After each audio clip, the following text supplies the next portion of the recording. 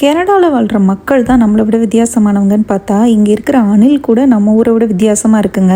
உருவத்தில் மட்டும் இல்லை, அதோட பிஹேவியர்லேயும் தான். நம்ம ஊர்லலாம் அணில் வந்து மரத்துக்கு மரம் தாவும் ஓடும், அதை தானே பார்த்துருக்கோம்.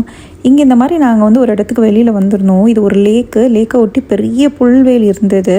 இங்கே வந்து பார்த்திங்க அப்படின்னா தெரியாமல் ஒரு இடத்துல மிதிச்சா பஞ்சு மாதிரி இருந்தது. என்னடா நம்ம தரையில் தானே நடக்கிறோம், என்னடா பஞ்சுன்னு இருக்கே அப்படின்னு சொல்லி பார்த்தா அந்த புல்வெளி எல்லாத்துலேயும் பார்த்திங்கன்னா அணில் உள்ளே வந்து வலை மாதிரி பண்ணியிருக்கு. இந்த எலி வலை சொல்லுவாங்க இல்லையா, ஒரு மாதிரி ஹோலாக போட்டு.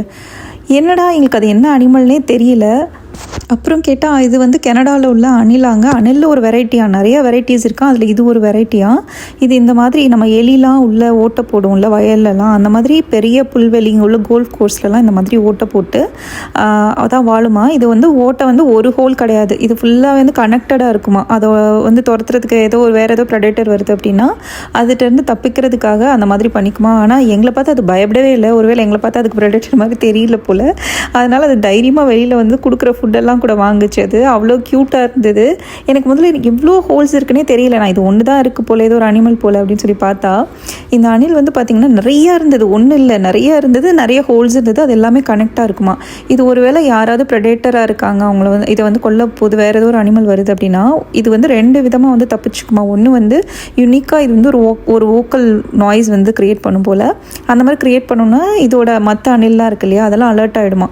அலர்ட் ஆகிட்டு தப்பிக்க ட்ரை பண்ணுமா, ப்ரொடெக்ட் பண்ணிக்குமா. இன்னொன்று என்ன அப்படின்னா இதோட கூடு தான், அதாவது இந்த ஹோலாக இருக்குது இல்லையா, இதெல்லாம் இன்டர் கனெக்டடாக இருக்கிறதுனால ஒரு ஹோல்குள்ளே போயிட்டு இன்னொரு ஹோல்குள்ளே வருமா.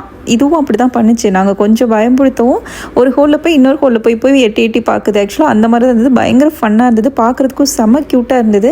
எனக்கு ரொம்ப டவுட்டாகவே இருந்தது. நான் ஃபஸ்ட்டு நம்பவே இல்லை அணில்னு சொல்லும்போது. ஏன்னா எலி தான் இந்த மாதிரிலாம் ஓட்ட போடுன்னு சொல்லுவாங்க இல்லையா.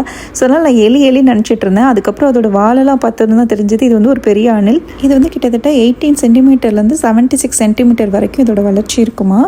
இதுக்கு வந்து நிறைய நேம் வச்சு சொல்கிறாங்க, கிரவுண்ட் ஹாக் அந்த மாதிரி இன்னும் சில பேர்லையும் வந்து இதை கூப்பிடுறாங்க. நம்ம அணில்லையும் சொல்லிக்கலாம்.